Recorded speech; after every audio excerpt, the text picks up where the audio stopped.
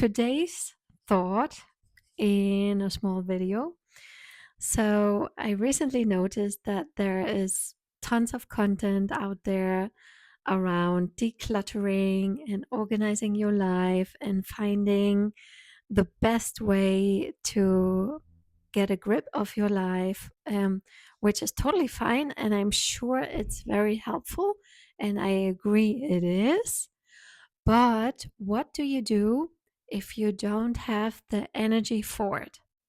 What do you do if you're working all day long and you have kids and you have tons of other things to take care of? When do you actually have time to declutter? When do you actually have time to optimize your schedule or to block time to be able to organize all of the things and all of the tasks that you have always wanted to do? So there is limited time and you might even be burned out. What do you do in that situation? And the first thing that you would have to do or that you would want to do is that you build your energy, because how can you clean up your life, declutter your life, if there's not enough energy at the end of the day? So, how do you move forward and create abundance in your energy levels?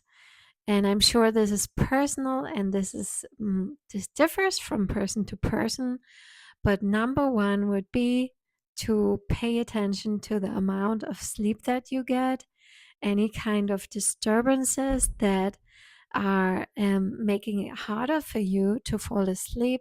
I mean, sleep is the number one priority, and this is such a no brainer that we oftentimes forget it, what kind of impact it actually has on our day to day life when we don't get enough sleep, or when there are interruptions, or when we consume so much social media in the evening that it has an effect on our sleeping habits. Then this, of course, is something that you would want to change in the very beginning. And I'm also saying that because, I mean, we all know this social media is kicking our dopamine levels through the roof. So, how can we expect to fall asleep easily when our dopamine levels are top notch and our adrenaline is all the way up? It's super difficult to fall asleep. So, no wonder if that takes longer or if it is interrupted. Number two, of course, would be your nutrition. Like, do you get all the supplements, the water, the vitamins that you need? Do you have enough protein throughout your day, so that you can really fuel your system and you're not running on low energy levels? Do you drink enough throughout the day, especially when you're working? Oftentimes we forget how important it is to drink enough water so that we fuel ourselves for the whole day. So that would be the number two. Number three would be enough exercise. And again, this feels like mission impossible. If you don't feel like you have any energy, what can you do?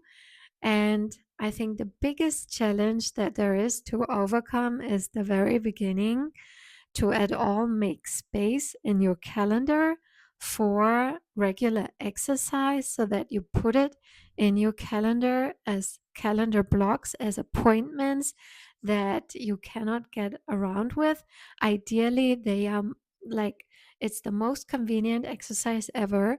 So if you can exercise at home, in your home, that would be super easy if that works for you, like cardio workouts on spinning bikes, or that would be super convenient. Another thing would be, do you have a gym just around the corner? And this is not about the fanciest gym that there is, but this is about what would be the lowest, what would need the lowest level of commitment to get you there so that you can keep that cadence of doing regular exercise. So the closer, the better. So that would be step number three. Pay attention to the amount of movement and exercise that you get throughout a day. And now my light is gone.